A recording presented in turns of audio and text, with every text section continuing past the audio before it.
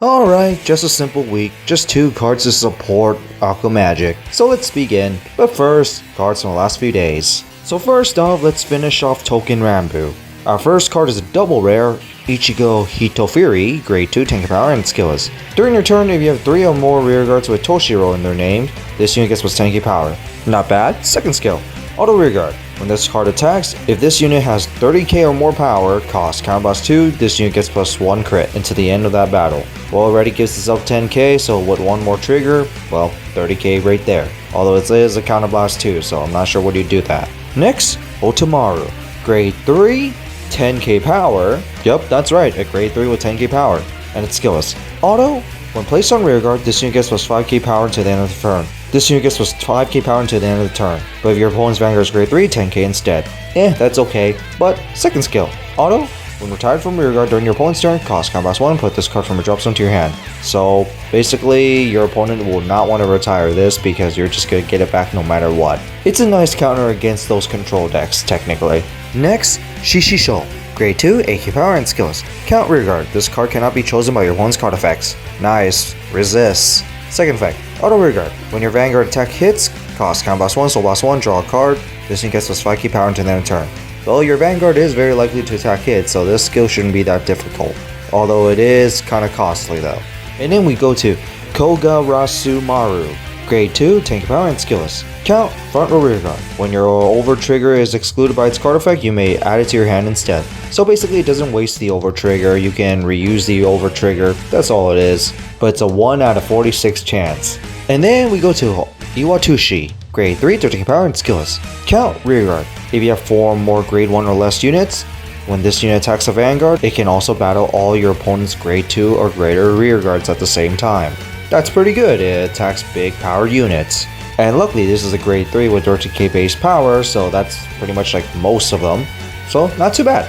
And it's also very nice that I didn't say just the front row, you could attack the back row units as well.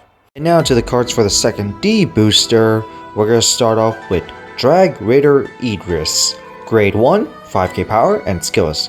Act rearguard. If your opponent's rearguard was retired this turn, cost counterblast 1, perform one of these following effects. This unit gets plus 10k power until the end of the turn, or put this to soul to choose one of your opponent's grade 2 or greater rearguards and retire it. That's pretty good. You get a choice effect of either making this card becoming 15k, or you could put this to soul to get another retire, which can help Eugene a lot. And it also has some pretty decent use in premium as well, depending on the deck. And then a card for a sorceress archetype, Knight of Supleti Owini. Grade 2, tank power and skillless.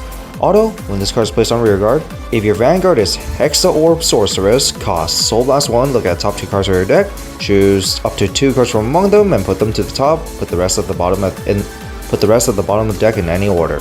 Alright, this is pretty nice. Yes, Hexa Orb Sorceress can look at the top of your deck, but you have to Persona Ride during that turn.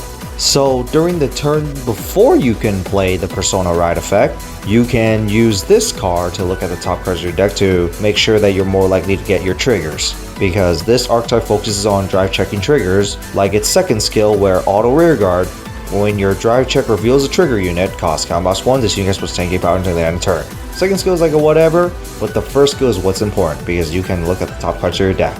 And now for the Tuesday stream. First off, some promos, which the first one is Knight of Treasure Bow Vinrinus. Grade 2, 9k power and skillless. Count, back row rearguard. If 2 or more rearguards were called by card ability this turn, this unit gets boost and plus 5k power. Pretty decent, because Gold Paladins like to randomly superior call from the top cards of their deck, so you sometimes don't really get much of a choice. And sometimes even clog your field with a bunch of unboostable units, so this card letting you to boost, pretty nice. But it also has a second skill. When this unit is placed on Guardian other than from rearguard, costs Soul Blast 1. Into the end of that battle, when this unit would be retired, you may move it to the back row rearguard instead. Wow, very nice. You don't lose a card from Guardian, you basically just guard with this, and then you can use a skill to put this in the back row rearguard and then make use of it next turn because you're going to be calling a bunch of stuff, and then this card can become a 9k booster. Many things you can do. And then the second card is a Great Nature, Veteran Junior Siga.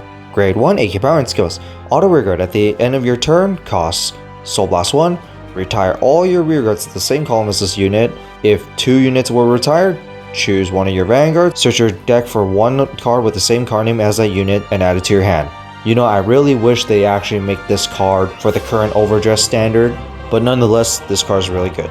And then for the promo for the current standard, which is for overdress, Flash, Scissors, Monster, Scissors, Bard.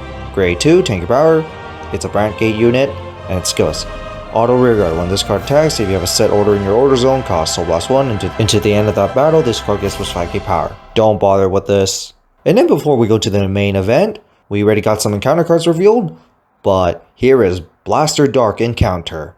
Obviously, it's going to be part of the ride line with Phantom Blaster Dragon. I guess I have found my Cater Sanctuary deck.